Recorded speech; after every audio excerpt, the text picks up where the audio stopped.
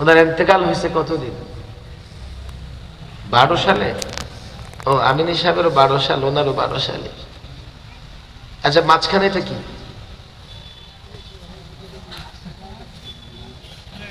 এটা একদিনের জন্য ছোট করে দেওয়া গেল না? মানে জালিগুলো একটু ছোট করলে তো পিছনে দেখা যেত। মাদ্রাসার কোনো মাঠ টাট নাই না? উপজেলার মাঠ এটা? আচ্ছা আচ্ছা। মাদ্রাসাটা কত দূর, কোথায়? এখানেই না? ছোট মাঠ। সিলেটের মানুষ, আপনাদের কাছে হাত জোর করে বলি, এখন মাদ্রাসা করবেন কম পক্ষে 10 বিঘা জায়গা নিয়ে। 5 বিঘা থাকবে মাঠ, বাচ্চা কাচ্চারা দৌড়াদৌড়ি করবে, খেলাধুলা করবে, বড় বড় প্রোগ্রাম হবে। আপনাদের টাকা আছে, অর্থ করি আছে, কোটি টাকা খরচ করে বাড়ি বানায় রাখছে, কুত্তাও ঘুমায় না। আরে আছে না নাই? এই বাড়ি নিয়ে কবরে যাবে? কত বলতেছে সিলেটওয়ালাদেরকে, শহরে একটা বাড়ি দাও, আমি একটা রিচার্জ সেন্টার করবো, দারুল ইফতা করবো, এখন পর্যন্ত কেউ দিল না। আবার আসলেই শুনে এই বাড়ি পরিত্যক্ত, ওই বাড়ি পরিত্যক্ত। কবরটারে বড় করে খনন করে বাড়িটা পর্যন্ত ঢুকাইয়া দিবেন। বিশ্বনাথে মাদ্রাসা কেন ছোট হবে? মাদ্রাসার মাঠ কেন থাকবে না? আল্লাহর কাছে জবাব দিতে পারবেন না। ইউরো জমাবেন, ডলার জমাবেন, জমাইতে থাকেন, একটাও কবরে নিয়ে যেতে পারবেন না। জামিয়া মোহাম্মদিয়ার 35তম মাহফিল, আমি মোতায়েব সাহেবকে বলবো আশেপাশে দরকার হয় একটু ভিতরে গিয়া 10 থেকে 20 বিঘা জায়গা নিয়ে নেবেন। আজকাল মাদ্রাসার নিজস্ব মাঠ, পুকুর, বিল্ডিং, বাচ্চা কাচ্চাদের জন্য খোলামেলা পরিবেশ না থাকলে ছেলেপেলেরা মাদ্রাসায় থাকতে চায় না। জোর করেও মাদ্রাসায় আটকে রাখা যায় না। কেন? মানুষের জীবন যাত্রার মান উন্নত হয়েছে। আজকে দেখবেন প্রায় বাড়ি ঘরের বাথরুম টাইলস করা, আর মাদ্রাসায় যখন বাচ্চাটা গিয়ে বসবে আর সেটা যদি টাইলস না থাকে, ভয় তার বাথরুমই হবে না। আজকে স্কুল কলেজের ছেলেরা দেখেন সরকারি খরচে বড় বড় মাঠ করে প্রতিষ্ঠান করতেছে। আপনাকে মাদ্রাসায় নিয়ে খাঁচায় বন্দি করবেন, একদিনও মাদ্রাসায় থাকতে চাইবে না। যদি বলেন মাদ্রাসা দরকার কি হুজুর, তাহলে বুঝতে হবে তার ভেতরে ভিন্ন একটা সমস্যা আছে। মাদারেসে কওমিয়ার ছাত্র শিক্ষক শুধু মরার পরে কাজে লাগবে এমন না। এই মাদ্রাসাগুলো শুধু মরার পরে কাজে লাগবে এমন না, দুনিয়াতেও কাজে লাগবে। এই যে চতুর্মুখী ষড়যন্ত্র চলতেছে দেশটাকে নিয়ে, চতুর্মুখী ষড়যন্ত্র চলতেছে। গত পরশুদিনও বাংলাদেশের শীর্ষ উলামায়ে কেরাম এবং নানা ধর্মের শীর্ষ ব্যক্তিত্ব, নেতৃত্ব প্রধান উপদেষ্টার সঙ্গে একটা বৈঠকে মিলিত হয়েছিল। এক ইমার্জেন্সি বৈঠক ছিল এটা। কেন? এর আগের দিনও বাংলাদেশের সমস্ত রাজনৈতিক দল একসঙ্গে বসে একটা ঘোষণা দিয়েছে যে দেশের প্রশ্নে আমরা এক, আমাদের মধ্যে কোনো বিভেদ নাই। ধর্মীয় নেতারা একসঙ্গে হয়ে তারা ঘোষণা দিয়েছে যে ধর্ম যার যার, রাষ্ট্র সবার। কথা ঠিক না বেঠিক? না, ধর্ম যার যার, উৎসব সবার। নাউজুবিল্লাহ বলেন আরো জোরে। ধর্ম যার যার, উৎসব সবার, এটা কুফরি স্লোগান, এটা পত্তলিকদের স্লোগান, এটা ভারতের তাবেদার গোলামদের স্লোগান। হ্যাঁ, ধর্ম যার যার, রাষ্ট্র সবার। এই রাষ্ট্রে সব ধর্মের লোকেরা নিরাপদে থাকবে, সব ধর্মের লোকেরা নিরাপত্তার সঙ্গে থাকবে, কেউ কারো বিরুদ্ধে কোনো ধরনের আগ্রাসন চালাবে না। রাষ্ট্রটা যেহেতু সবার, আর এটা আমাদের উদারতা। আসলে প্রকৃতপক্ষে এই দেশটা ইসলামের জন্য স্বাধীন হয়েছে, এই দেশের মালিকানা মুসলমানদের। কথা তো অনেক বলা লাগে, আমার একটু সময়ের বাধ্যবাধকতা আছে। শুধু একটা প্রোগ্রামের জন্য, যেহেতু মাদ্রাসার পরিচালক মোতায়েম সাহেব, ওনার সম্পর্কে ঢাকায়ও মাওলানা মুফতি মনসুর সহ বেশ কয়েকজন বলতেছিলেন যে উনি আল্লামা মুফতি আমিন রহিমাল্লাহর সঙ্গে কাজ করেছেন। তা আমি এমন একটা আশা নিয়ে আসছি যে আমি যদি আল্লামা মুফতি আমিন রহিমাহুল্লাহর আদর্শ নিয়ে কাজ করি, হয়তোবা উনি আমাকে সহযোগিতা করবেন। না হলে একটা প্রোগ্রামের জন্য ঢাকা থেকে এত কষ্ট করে আসা, আবার রাতের মধ্যে ঢাকা ফিরে ফজর উপরে সবক পড়ানো, 7টা থেকে 500 আলেমের মিটিং, এরপরে আবার বিকেলে ফরিদপুরের সমাবেশে যোগ দেওয়া কোনোভাবেই সম্ভব ছিল না। আমি যখন শুনেছি, আমি এটা মনে করি আল্লামা মুফতি আমিন রহিমাহুল্লাহ, আল্লামা মুফতি আমিন রহিমাহুল্লাহ, আপনারা আমার সঙ্গে এক নাও হতে পারেন, আকাবির আসলাফদের সর্বশেষ নমুনা।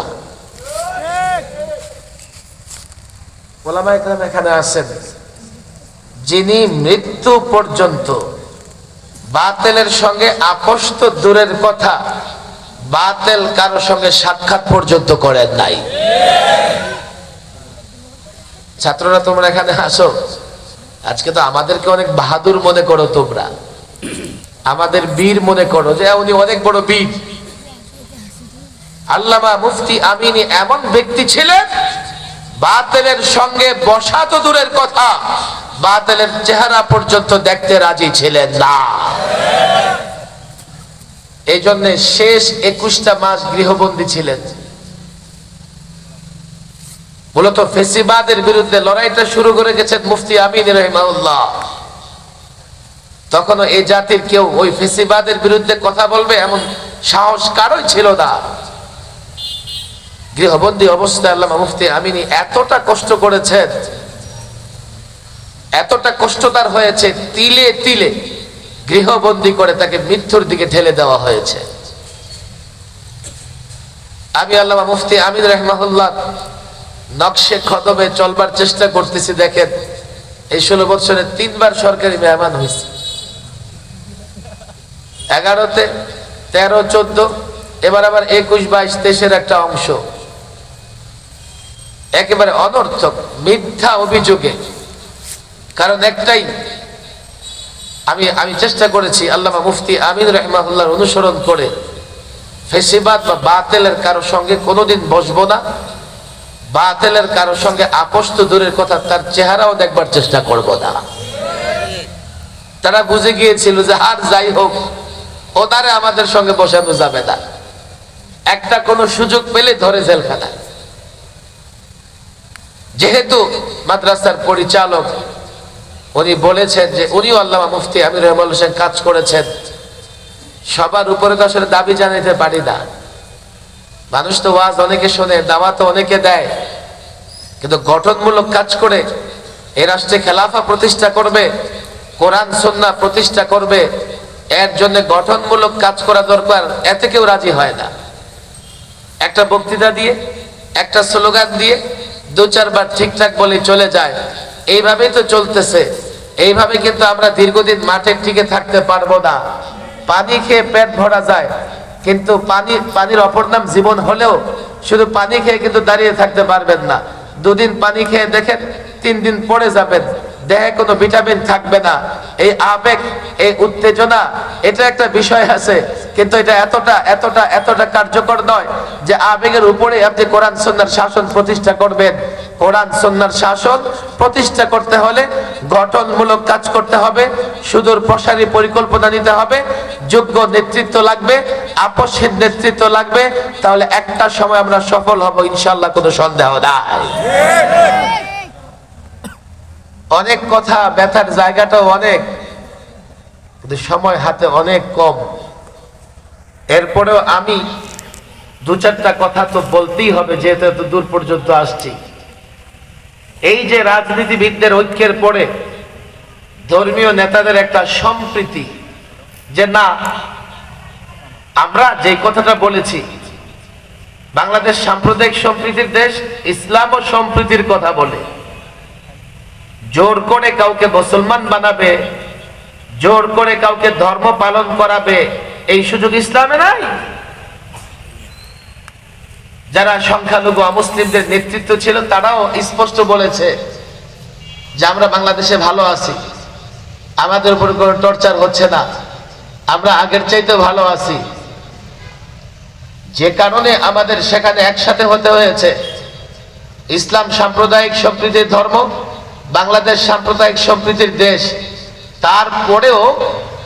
তারপরেও অমুসলিম নেতৃত্ব একথা স্বীকার করছে এদেশে তাদের উপরে জুলুম অত্যাচার হচ্ছে না।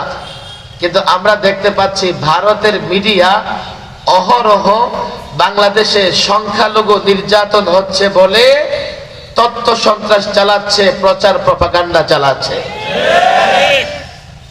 যার কারণে আমাদের বসতে হয়েছে। কেন জানেন?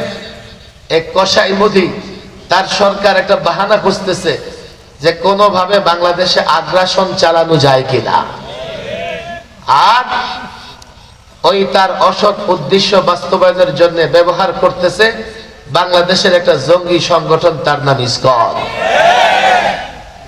ইসকন সম্পর্কে আমরা আগে থেকেই জানি, কিন্তু দেশের মানুষ জানতো না।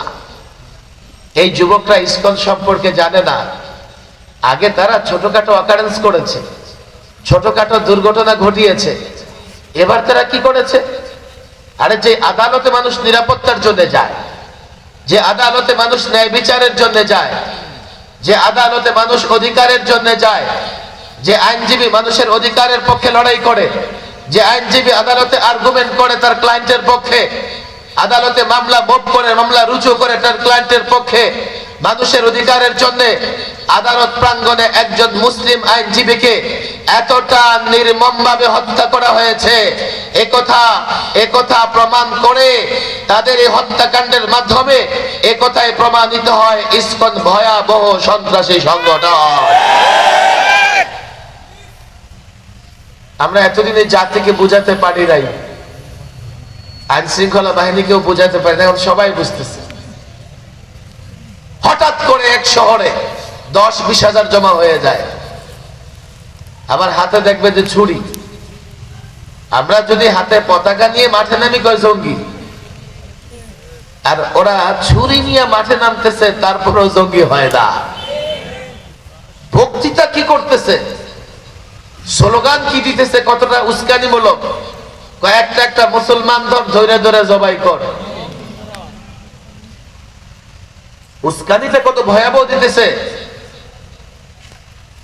আমি তো মাঝখানে অবাক হয়ে গেছি, এমন এক জেলায় বিশাল প্রোগ্রাম করেছে, ওই জেলায় তাদের সংখ্যাও হয়তো 2-4 হাজার হবে না। আমার একজন বলতেছে, হুজুর তাদের সংখ্যা কম, তবে আগে যারা জয় বাংলা স্লোগান দিছে এখন ওরা জয় শ্রীরাম স্লোগান দিতেছে। এই জন্য জয় শ্রীরামের পাল্লা ভারী হয়ে গেছে। কেন ইসকন, কেন কসাই মোদি বাংলাদেশকে নিয়ে ষড়যন্ত্র করতেছে? কেন? আমি শুধু এই কেনর জবাব দিয়েই শেষ করে ফেলবো। কেন বাংলাদেশের বিরুদ্ধে, কেন? এবং এই যে আমরা যে মনে করতেছি ইসকন এবং নরেন্দ্র মোদি ভারত বাংলাদেশকে নিয়ে ষড়যন্ত্র করতেছে, অনেক শিক্ষিত সমাজ বলবে হুজুর এটা অমূলক, এটা অবাস্তব, আপনারা বাড়াবাড়ি করতেছেন। বাড়াবাড়ি করতেছি। আজকে দেখো, অবসরপ্রাপ্ত সেনা কর্মকর্তারা ঢাকায় মিছিল করেছে। বাংলাদেশের পক্ষে অবসরপ্রাপ্ত সেনা কর্মকর্তারা মিছিল করেছে ভারতের বিরুদ্ধে। হুজুর ওরাও বুঝে নাই। জানো, ভারত দিল্লির খবর জানো? হায়দ্রাবাদ একটা স্বাধীন রাষ্ট্র ছিল, এক রাতে আগ্রাসন চালিয়ে তারা হায়দ্রাবাদ দখল করে নেয়। কাশ্মীর একটা স্বাধীন রাষ্ট্র, স্বাধীন রাষ্ট্রের শেষ পর্যন্ত স্বায়ত্ত শাসন বাতিল করে সেখানে সেনা পাঠিয়ে রাষ্ট্রটাকে দখল করে ফেলেছে। কে বলেছে অমূলক? আর এই কাজগুলো তো তারা এই জন্যই করছে, তারা মূলত রাস্তা বের করতে চায় কি করে বাংলাদেশে আগ্রাসন চালাবে, বাংলাদেশটা দখল করবে। আর ইসকন তাদের হাতে ব্যবহৃত হচ্ছে। ইসকন হিন্দু সমাজের লোকদের হাতে অস্ত্র তুলে দিচ্ছে, হিন্দু ভাইদের ব্যবহার করতেছে। আমরা এই কথাই বলে দিয়েছি হিন্দু সমাজকে, আপনারা ইসকনের ফাঁদে পা দেবেন না। বাংলাদেশ সাম্প্রদায়িক সম্প্রীতির দেশ, 53 বছরে এদেশে ধর্মের নামে কোনো মারামারি হয় নাই। আজ পর্যন্ত জোর করে আপনাদের মুখ দ্বারা কেউ আল্লাহু আকবার, লা ইলাহা ইল্লাল্লাহ উচ্চারণ করে নাই। অথচ আপনি দেখেন ইন্ডিয়াতে মুসলমান যুবকদের ধরে জোর করে তার মুখ দিয়ে জয় শ্রীরাম উচ্চারণ করার চেষ্টা করা হয়েছে। অমুসলিম সংখ্যালঘু যারা আছো, শুধু নিরাপদ নয়, তোমরা জামাই আদরে বাংলাদেশে বসবাস করতেছো। তোমরা ইসকনের পাতা ফাঁদে পা দেবে না। আমি প্রধান উপদেষ্টার সামনে বলেছি, এরপরেও যদি কোথাও অমুসলিমরা নিরাপত্তাহীনতায় ভোগে, 5ই আগস্টে অনেক থানা ক্লোজ, অনেক থানায় আগুন জ্বলতেছে, ভাঙচুরের শিকার, থানায় আইন শৃঙ্খলা বাহিনী নাই। 5ই আগস্টে টুপি দাড়িওয়ালা মুসলমান যুবকেরা অমুসলিমদের গির্জা মন্দির উপাসনালয় পাহারা দিয়েছে। তোমরা নিরাপত্তাহীনতায় ভোগলে আমরা তোমাদের পাহারা দেব, রাষ্ট্র তোমাদের পাহারা দেব। ইসকনের পাতা ফাঁদে পা দিলে আমরা কিন্তু চুপচাপ বসে থাকবো না। কেন নরেন্দ্র মোদী ষড়যন্ত্র করতেছে? এক নম্বর কারণ, গত 16 বছরে সবচাইতে বেশি জুলুম সহ্য করেছে ওলামায়ে কেরাম। আমি তো শুধু শুরুর কথা বললাম যে আল্লামা মুফতি আমিন রাহিমাহুল্লাহ কতটা জুলুম সহ্য করেছেন। 13তে দেখো শাহবাগে জমায়েত হলো, কিছু ব্লগার, কিছু নাস্তিক মুরতাদ লোকেরা সেখানে বিপুল পরিমাণ জমায়েত হওয়ার পরে তারা সেখান থেকে আল্লাহ আল্লাহ রসুলকে নিয়ে কটূক্তি শুরু করে দিল। নবী প্রেমিকরা যখন শাপলা চত্বরে জমায়েত হলো, আরে নাস্তিক মুরতাদরা শাহবাগে মাসের পর মাস অবস্থান করেছে, তাদেরকে বিরিয়ানি খাওয়ানো হয়েছে। আর নবী প্রেমিকরা যখন শাপলা চত্বরে অবস্থান করেছে, এক রাত থাকতে দেওয়া হয় নাই। লাইট বন্ধ করে, ক্যামেরা বন্ধ করে, মিডিয়া বন্ধ করে 2.5 লক্ষ বুলেট নিক্ষেপ করে নবী প্রেমিকদের বুক জাজরা করে দেওয়া হয়েছিল। এরপরে অনেক আলেম, আমিও তখন লম্বা সময় সরকারি মেহমানখানায় ছিলাম। 21-এ কি হলো দেখেন, নরেন্দ্র মোদী আসবে বাংলাদেশে। ভাই এটা আমার, তোমরাই তো বলো যে বাক স্বাধীনতা আছে, গণতন্ত্র আছে, এই আছে সেই আছে। আমাদের বলা হলো নরেন্দ্র মোদীকে স্বাগত জানান। বললাম যে নো, পারবো না। কেন পারবেন না? বললাম তার চেহারার দিকে তাকাও, দেখো তার দাঁতে এবং হাতে গুজরাটের নিরীহ মুসলমানদের রক্ত লেগে আছে। 2600 আলেম, ওলামা, যুবক, চুপি দাড়িওয়ালাকে গ্রেফতার করে জেলখানায় 2 থেকে 3 বছর হাই সিকিউরিটি জেলে, ফাঁসির সেলে 24 ঘন্টা আটকে রেখে টর্চার এবং জুলুম করা হয়েছিল। আলেমদের উপর যখন জুলুম হয়েছে, তো দিল্লিতে বসে কসাই মোদি মুচকি হেসেছে, তার খুব ভালো লাগছে। আর কসাই মোদির জারদ সন্তানেরা, ইসকনের সদস্যরা বাংলাদেশে বসে তারাও মুচকি হেসেছে, হাততালি দিয়েছে। আর ফেসিবাদের সঙ্গে থেকে ফেসিবাদকে সহযোগিতা করেছে, আর ফেসিবাদের দুধ কলা খেয়ে ঘাড় মোটা তাজা করেছে। আজকে তাদের ঘাড় মোটা তাজা হয়েছে, এখন মুসলমানদের বলতেছে তোমাদের ঘাড় মটকায় দিব। 5ই আগস্টের বিপ্লবের পরে এখন ওলামাদের উপর টর্চার করবে, এই সাহস কারো নাই। আলেমরা এখন মুক্ত, এখন মাহফিল হচ্ছে, পারমিশনও লাগে না। ওই 16 বছর ইসকনের সন্ত্রাসীদের ঘাড় মোটা হয়েছে, ওরা এখন আলেমদের এই অবস্থাটাকে বরদাস্ত করতে পারতেছে না। তারা মনে করেছে আলেম ওলামা ধ্বংস করে দিয়ে আমরা দেশটাকে মূর্তির দেশ বানাবো। এখন পরিবর্তনের পরে দেখা যায় জনতা মূর্তির গলায় রশি লাগাইয়া এক একটা টেনে হেঁচড়ে ভেঙে চুরে চুরমার করে দিচ্ছে। তারা বলে 16 বছর করলাম, কি হচ্ছেটা কি? এই ছাত্র জনতা গত 16টা বছর ইসলাম আক্রান্ত হয়েছিল, ইসলামী তাহজিব তামাদ্দুন আক্রান্ত হয়েছিল, মুসলমানদের কৃষ্টি কালচার আক্রান্ত হয়েছিল। তোমরা প্রায় দেখেছো বাংলাদেশের মতো সংখ্যাগরিষ্ঠ মুসলমানের দেশেও হিজাবের উপর অনেক কলেজ ইউনিভার্সিটি নিষিদ্ধ ঘোষণা করেছিল হিজাবকে। অনেক ইউনিভার্সিটিতে কলেজে নামাজের উপরে অনেক আঘাত করা হয়েছে। আর আমাদের আলেম ওলামা যখনই কোনো দাবি নিয়ে মাঠে নেমেছে তাদের উপরে তো জুলুম হয়েছে, আমি সেটাই না বললাম, তবে একটা মৌলিক ক্ষতি হয়েছে গত 16 বছরে। এই নিয়ে আসলে আমাদের শিক্ষিত সমাজ চিন্তা করে না, ছাত্র চিন্তা করে না। মৌলিক সমস্যাটা কি জানো? 2011-তে সংবিধান সংশোধন করা হয়েছে। এই সংবিধান সংশোধন করে 3টা বড় ধরনের পরিবর্তন আনা হয়েছিল। 32 বছর বাংলাদেশের সংবিধানে বিসমিল্লাহির রহমানির রহিম ছিল, এটাকে বের করে দেওয়া হয়েছে। আল্লাহর উপর আস্থা বিশ্বাসের মূল নীতি 32 বছর বাংলাদেশের সংবিধানে ছিল, এটাকে বিলুপ্ত করা হয়েছে, এটাকে মুছে দেওয়া হয়েছে। সেকুলারিজম 32 বছর বাংলাদেশের সংবিধানে ছিল না, তারা সেকুলারিজম এনে এদেশের মানুষের ঈমান ধ্বংস করবার জন্য নতুন করে ষড়যন্ত্র করেছে। আমাদের ছাত্র এবং শিক্ষিত সমাজ বলে, হুজুর সংবিধান দরকার কি? যদি 2 মুঠ ভাত খেতে পারি যথেষ্ট, সংবিধান দিয়ে কি হবে? আরে তুমি 2 মুঠো ভাত কি করে খাবে? ওই দুর্নীতিবাজরা তো তোমার মুখের খাবার কেড়ে নিচ্ছে, আর তাদেরকে রক্ষা করতেছে সংবিধান।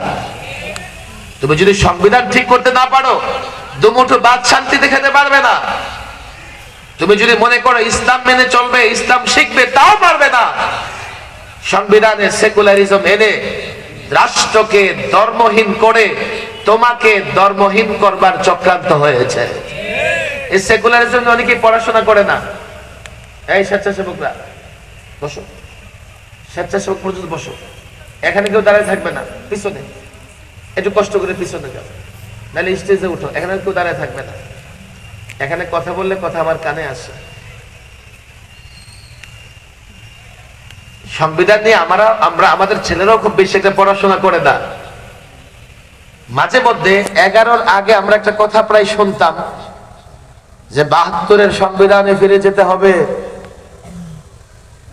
নাস্তিক মোরতাদ বেঈমানের দলেরা এমন একটা কথা প্রায় বলতো, 72-এর সংবিধানে ফিরে যেতে হবে। কেন? 71-এ বাংলাদেশ স্বাধীন হয়েছে, 72-এ যে সংবিধান প্রণয়ন হয়েছে, এই সংবিধানে সেকুলারিজম ধর্ম নিরপেক্ষতাবাদ এনে সর্বপ্রথম তারা চেষ্টা করেছে মুসলমানদের ঈমান, মুসলমানদের বিশ্বাস, মুসলমানদের আকীদা, মুসলমানদের আমল কিভাবে ধ্বংস করা যায়।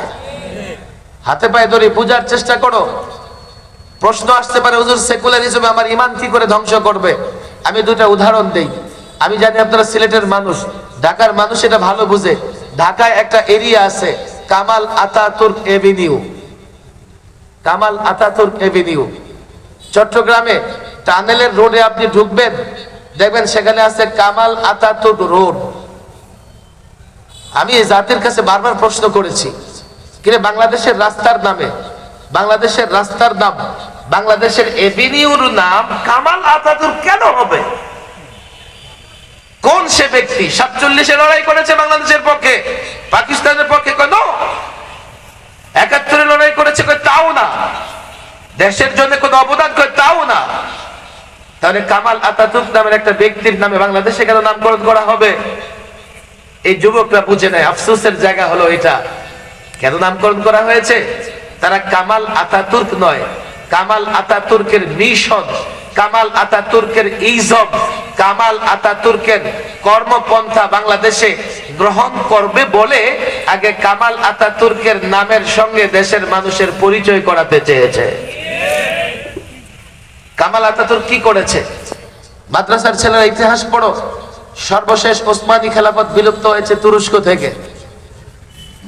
তুরস্ক থেকে ওসমানী খেলাফত বিলুপ্ত হবার পরে কামাল আতাতুর্ক ইউরোপ থেকে সেকুলারিজম নিয়ে আসলেন। সেকুলারিজম নিয়ে এসে কি কাজ করেছে? ধর্মনিরপেক্ষতা নিয়ে এসে রেজাল্ট, ফলাফল দেখো। দাড়ি নিষিদ্ধ, হিজাব নিষিদ্ধ, মসজিদগুলোকে মিউজিয়াম বানিয়ে ফেলেছে, বর্ণমালা পরিবর্তন করেছে। কেন? এই বর্ণমালা গুলো আরবির সঙ্গে মিলে এমন বর্ণমালা রাখা যাবে না। মুসলমান বাচ্চারা কোরআন শেখার জায়গা নেই, গর্তের ভিতরে লুকায়া কোরআন শিখতো। কামাল আতাতুর্ক সেকুলারিজম প্রতিষ্ঠা করে তুরস্ককে ইসলাম ধর্মহীন করে দিল। আপনারা বলবেন সমস্যা কি, বাংলাদেশের কি সমস্যা? এটা বোঝানোর জন্যই বলছি। দেখো, 11তে সংবিধান সংশোধন করে সেকুলারিজম নিয়ে আসছে, 12 থেকেই ষড়যন্ত্র শুরু হয়েছে।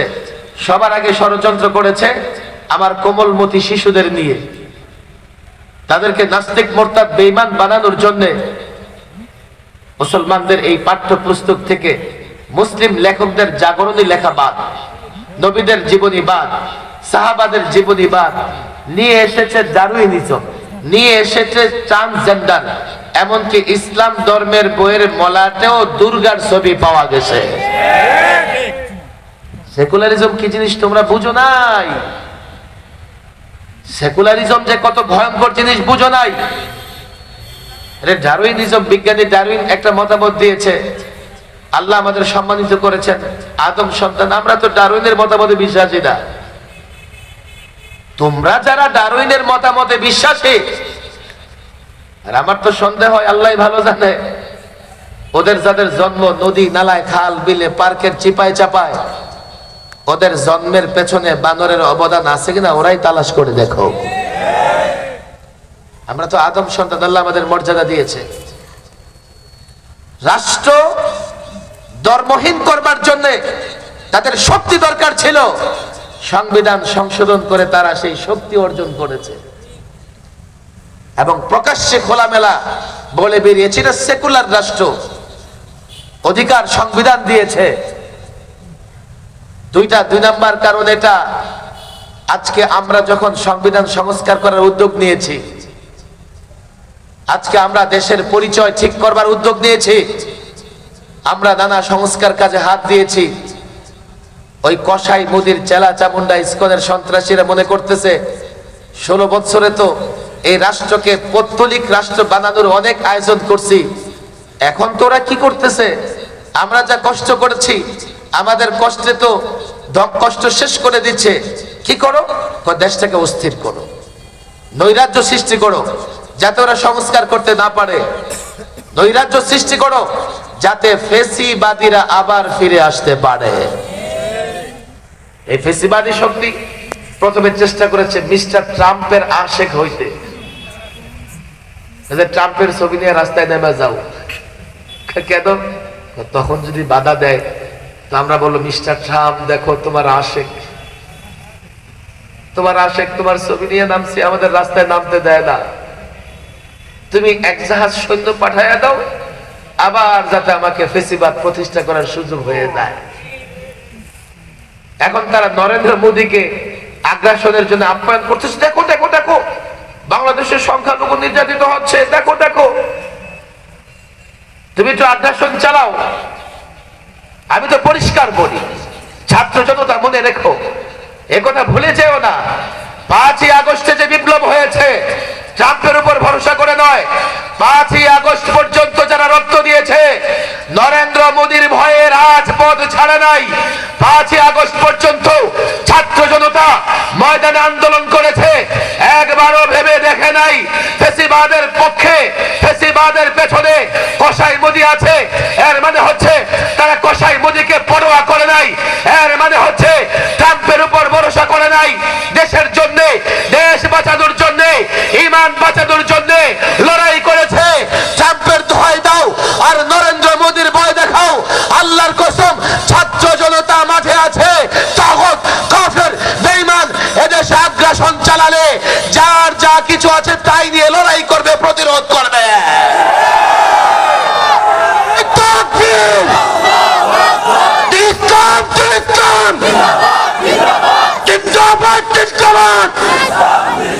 ইসলামের শত্রুরা হুঁশিয়ার সাবধান। আল্লামা মুফতি সাখাওয়াত হোসেন রাজি সাহেব। আমি জনতাকে বলি, দেখো বাংলাদেশে এখন একটা সরকার আছে, আমি বলি এটা তালেবান সরকার। এই সরকারের নাম কি? আবার কি বললেন? আমরা তো জানি আফগানিস্তান চালায় তালেবান সরকার। তালেবানের পক্ষে কথা বলবার পরে আমার অন্তত এই বিষয়ে কত যে জিজ্ঞাসাবাদ করছে, আর এখন দেখো আমেরিকাও তালেবানের পক্ষে কয়। আমি সাহেব সব ছোট মানুষ না, আমি বলছি আমার অপরাধ। তালেবান মানে কি? তালেবান অর্থ কি? ছাত্র এই যুবকরা মুখস্থ করো, তালেবান অর্থ কি? ছাত্র তালেবান অর্থ ছাত্র। আফগানিস্তানে একটা যুদ্ধ বিধ্বস্ত রাষ্ট্রকে উদ্ধার করে একটা স্থিতিশীল রাষ্ট্র, শান্তির রাষ্ট্র প্রতিষ্ঠা করেছে তালেবানরা, ছাত্ররা। এরপরে এই ছাত্ররা যে সরকার গঠন করেছে সেই সরকারকে বলা হয় তালেবান সরকার, তাই তো? বাংলাদেশে 5ই আগস্টের পরিবর্তনের পেছনে রক্ত দিয়েছে ছাত্ররা, সরকার গঠন করেছে ছাত্র, আবার 3 জন ছাত্র আছে উপদেষ্টা, ওগুলা ঠিক না বেঠিক? ছাত্ররা বিপ্লব করেছে, ছাত্র সরকার গঠন করেছে। আফগানিস্তানের ভাষায় বলতে হলে বলতে হয় ছাত্রদের সরকার মানে তালেবান সরকার। যুগে যুগে আল্লাহ মুসলমানকে, মুমিনকে সাহায্য করেছেন, হেফাজত করেছেন। এর বড় প্রমাণ হলো আফগান। 20 বছর আমেরিকা আফগানে বোমা নিক্ষেপ করেছে। আমেরিকা, নেটো, কি ভয়াবহ বোমা! পাহাড়ের উপরে ফেললে এই বোমা পাহাড়ের ভেতরে নিচে গিয়ে পুরো পাহাড়টা নিয়ে আকাশে উঠত। আমেরিকা, নেটো মনে করেছে আফগান খতম। 20 বছর পরে যখন স্বাধীনতাকামী, শান্তিকামী আফগানি তালেবানরা রুখে দাঁড়িয়েছে, আমেরিকা, নেটোর সোলজাররা লঙ্গি গামছা নিয়ে পালাবার পথ খুঁজে পায় নাই। প্লেনের ছাদে উঠেছে, আবার কার্গো প্লেনেও উঠেছে। এটা কিসের প্রমাণ? আল্লাহ মুসলমানদের সহযোগিতা করবে যদি তুমি মুসলমান হও। কিসের ভয় পাও? আর আমি তো বলি একটা মুসলমানের বাচ্চা অ্যাটম বোমার চাইতেও শক্তিশালী। সত্যিকার অর্থে মুসলমান হও। আরে তোমাদের ভয়ে তারা এমন করে, তারা ইতিহাস পড়ে, তুমি কিন্তু ইতিহাস পড়ো না। 17 বছরের একজন কিশোর মোহাম্মদ বিন কাসেম দিল্লিতে ইসলামের পতাকা উড্ডীন করেছে। আজকে 17 বছর, 18 বছর, 19, 20 বছরের হাজারো যুবক আছে, তারা মনে করে এক একজন যদি মোহাম্মদ বিন কাসেম হয় তো আমাদের অস্তিত্ব থাকবে না। নানাভাবে মুসলমানদের টর্চার করবার ষড়যন্ত্র করেছে। জঙ্গি বলো, সন্ত্রাস বলো, এগুলা সব কুফর এবং মুশরিকদের শেখানো স্লোগান। আমি জিহাদের কথা বললে আমি কেন জঙ্গি হব? আমি জিহাদের কথা বললে আমি কেন উগ্রবাদী হব? আমি জিহাদের কথা বললে আমি কেন সন্ত্রাসী হব? জিহাদ তো হলো উগ্রবাদ, জঙ্গিবাদ, সন্ত্রাস দমন করে শান্তি প্রতিষ্ঠার জন্যই হয় জিহাদ। আমি আজকে এই সাবজেক্টে ঢুকবো না, সময়ও কম, মূল জায়গায় ফিরে যাই। দেখো, এই গত 16 বছরে এতটা টর্চার এবং নির্যাতনের শিকার হয়েছে। ওরা খুব ভালো ছিল, তাদের কোনো আপত্তি ছিল না। আজকে মুসলমানদের একটু কল্যাণ ভালো হওয়ার সময় এসছে, তাদের অনেক আপত্তি, অনেক আপত্তি। দিল্লির নানান মিডিয়া এমন এমন কাল্পনিক সংবাদ প্রচার করতেছে, অথচ আপনারা এই দেশে আছেন, সংখ্যালঘুর নেতারাও এই কথা বললো যে না না না, আমাদের উপর তো কোথাও টর্চার হয় না। এর মানে দিল্লি আগ্রাসনের পথ বের করতে চায়। আর এটাকে কাল্পনিক মনে করবেন না, তাদের চরিত্রে এই ধরনের ইতিহাস আছে। তো ভয় পাবেন না, ভয় পাওয়ার কোনো কারণ নাই। আমি যুবকদের বলি, তোমার কাছে একটা পাওয়ার আছে, তুমি একটা পাওয়ার লালন করো। সেই পাওয়ারটা হচ্ছে ইসলাম, সেই পাওয়ারটা হচ্ছে ঈমান। আল্লাহর নবী মুহাম্মদ আরবি মক্কায় থাকতে পারেন নাই, মদিনা চলে গেছেন। কোন পাওয়ার তার হাতে ছিল? সাহাবা একরামের হাতে এমন কি পাওয়ার ছিল? এরপরে প্রায় অর্ধ দুনিয়া মুসলমানরা শাসন করেছে। তোমার একটা পাওয়ার আছে, আর ওই পাওয়ার থেকে যদি দূরে সরে যাও, কাফের বেঈমানের মোকাবেলায় টিকতে পারবে না। দেশটাকে হেফাজত করতে হবে। কেন জানো? এই দেশটা পেয়েছি ইসলামের জন্য। কেন জানো? কেন এই দেশে আমরা স্বাধীনভাবে মুসলিমরা ধর্ম পালন করতে পারবো? কেন জানো? দেশ আক্রান্ত হলে ইসলাম আক্রান্ত হবে, দেশ আক্রান্ত হলে মা বোনের ইজ্জত আক্রান্ত হবে, দেশ আক্রান্ত হলে মসজিদ আক্রান্ত হবে, দেশ আক্রান্ত হলে মাদ্রাসা আক্রান্ত হবে। এই জন্যই ভূখণ্ডটাকে হেফাজত করতে হবে। যেমন আল্লাহর নবী মুহাম্মদ আরবি সাহাবায়ে কেরাম মদিনাতুল মুনাওয়ারাকে হেফাজত করেছিলেন। আল্লাহর নবী আল্লাহর পয়গম্বর মুহাম্মদ আরবি মদিনাকে ইসলামী রাষ্ট্র ঘোষণা করবার পরে কাফের, বেঈমান, পত্তলিক, মুনাফিক, ইহুদি, নাসারা একত্রিত হয়ে মদিনা আক্রমণের চেষ্টা করেছে। ইতিহাস আমাদের সামনে যে যুদ্ধকে বলা হয় গজওয়াতুল আহজাব, আহজাব দল সমূহ, হিজবুত দল, অনেক দল, যৌথ বাহিনী জোটবদ্ধ হয়ে জোট বাহিনী মদিনা আক্রমণ করেছিল। মদিনার চারপাশে মক্কার সঙ্গে যত কাফের গোষ্ঠী ছিল, ইহুদি গোষ্ঠী ছিল, মদিনার ভেতরে মুনাফিকদের গোষ্ঠী ছিল, মদিনার ভেতর থেকে দুইটা ইহুদিদের গোষ্ঠী ছিল, সব একত্রিত হয়ে মদিনা আক্রমণ করবে বিশাল বাহিনী নিয়ে রওনা হয়ে গেছে। আল্লাহর পয়গম্বর সাহাবীদের নিয়ে পরামর্শ করলেন কি করা যায়, কি করব, আমরা দুর্বল। সালমান ফারসি পরামর্শ দিলেন গর্ত খনন করেন, খন্দক খনন করেন, আমরা লড়াই করব। এই যুবক সিরাত পড়ো, ছাত্র জনতা সাহাবাদের জীবনী পড়ো। এই খন্দকটা এত সহজে খনন করা যায় নাই। এক এক সাহাবী রাত দিন খেটেছে। এর মানে কি পেটে খুব খাবার ছিল না, পেটে পাথর বাঁধা ছিল। আল্লাহর পয়গম্বরের পেটেও পাথর বাঁধা ছিল। এতটা শ্রম দিয়েছে, 4 ওয়াক্ত নামাজ পর্যন্ত কাজা হয়ে গেছে। সর্বশেষ খন্দক খনন করেছেন, কাফের এসেছে, 27 দিন মদিনাকে অবরুদ্ধ করে রেখেছে।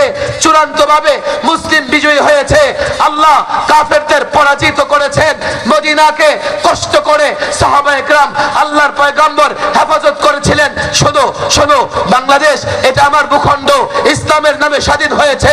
এই ভূখণ্ড আক্রান্ত হলে আমি আক্রান্ত হব, মসজিদ আক্রান্ত হবে, মাদ্রাসা আক্রান্ত হবে। ইতিহাস দেখো, পৃথিবীর যে দেশেই যেই বাহিনী আক্রমণ করে নারী দর্শিতা হয়, মা বোনের ইজ্জত লুণ্ঠন হয়। আরাকানে দেখো, রোহিঙ্গা যুবকরা তার মায়ের ইজ্জত বাঁচাতে পারে নাই, রোহিঙ্গা যুবকরা তার বোনের ইজ্জত বাঁচাতে পারে নাই। এই ভূখণ্ড যদি ইসলামের জন্য হয়ে থাকে, ইসলামের জন্য যে ভূখণ্ড হয় হেফাজত করা লাগে, যে ভূখণ্ডের সঙ্গে আমার ইজ্জত, আমার ঈমান, আমার আমল জড়িত, হেফাজত করা লাগে। যুবক তোমাকে বলি, মাদ্রাসার ছাত্র তোমাকে বলি, মদিনাতুল মুনাওয়ারাকে 1500 বছর আগে সাহাবায়ে কেরাম হেফাজত করেছেন। সাহাবীদের চেতনায় উদ্বুদ্ধ হয়ে, আল্লাহর নবীর আদর্শে উজ্জীবিত হয়ে আল্লাহর কসম করে বলি, প্রস্তুত হও, প্রস্তুত থাকো। কাফের দুনিয়া, তাগুত দুনিয়াকে জানিয়ে দাও, তাগুত কাফের বেঈমান যেই আঘাত করুক না কেন তার বিরুদ্ধে লড়াই করবে, বিনা লড়াইয়ে ছাড়ব না। নারায়ে তাকবীর, আল্লাহু আকবার, ইসলাম ইসলাম, সাবিলুনা সাবিলুনা, আল জিহাদ আল জিহাদ, আপসটা সংগ্রাম, সংগ্রাম সংগ্রাম। অনেক কথা, ভয়ের কোনো কারণ নাই। আল্লামা মুফতি আমিন রহুল্লাহ বলতেন, ভারত যদি কখনো বাংলাদেশের উপর আগ্রাসন চালায়, ভারত টুকরা টুকরা হয়ে যাবে। আমরা এই টুকরা টুকরা করে দেব। পরিষ্কার বলি, আমরা মরণে ভয় পাই না, ফেসিবাদীদের সামনে মাথা নত করি নাই। কাল যদি রণাঙ্গন তৈরি হয়, সবার আগে মাদারেসে কওমিয়ার ছাত্র শিক্ষক মুসলমান যুবকেরা যার হাতে যা আছে তাই নিয়ে যুদ্ধের ময়দানে ঝাঁপিয়ে পড়বে।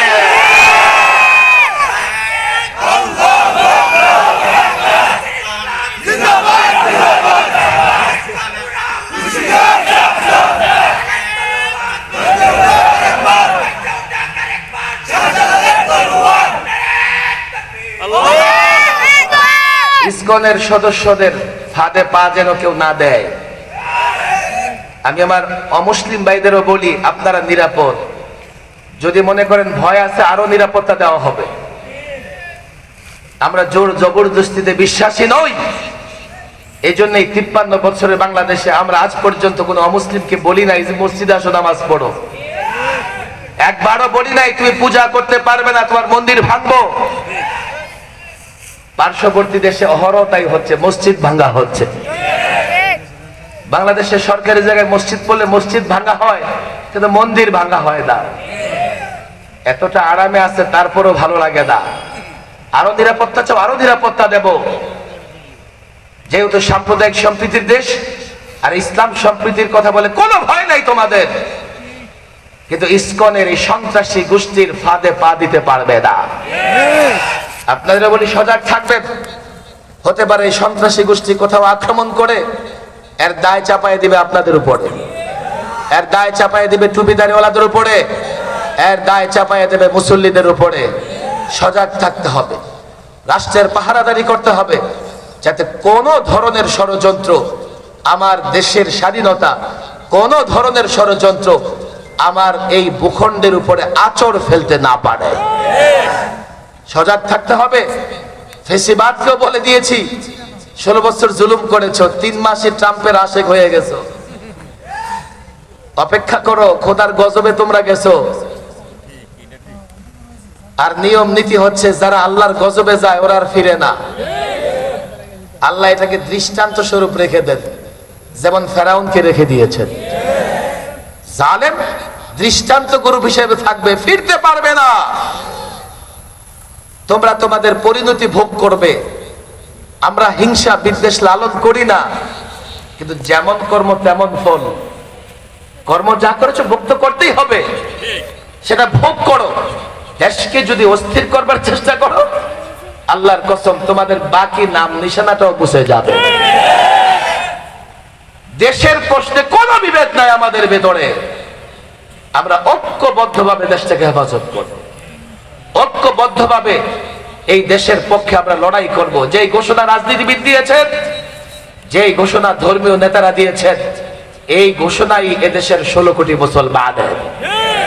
কোথাও আমরা এই ভূখণ্ডের উপরে কোথাও আচরণ বরদাস্ত করব না। যদি কেউ করে, আমাদের যতটুকু শক্তি আছে লড়াই করব।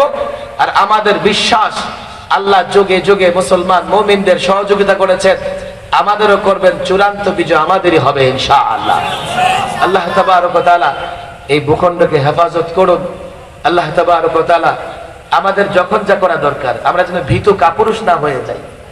যখন যা করা দরকার আমরা যেন সঠিক সময়ে সঠিক সিদ্ধান্ত নিয়ে করে যেতে পারি, সেই তৌফিক দান করুন। মাহফিল এখনো চলবে। আমি যেহেতু ঢাকায় যাব, আমি বয়ান শেষ করে ফেলেছি। মাওলানা মুফতি রফিকুল ইসলাম হাবিবি আছেন, তিনি বয়ান করবেন।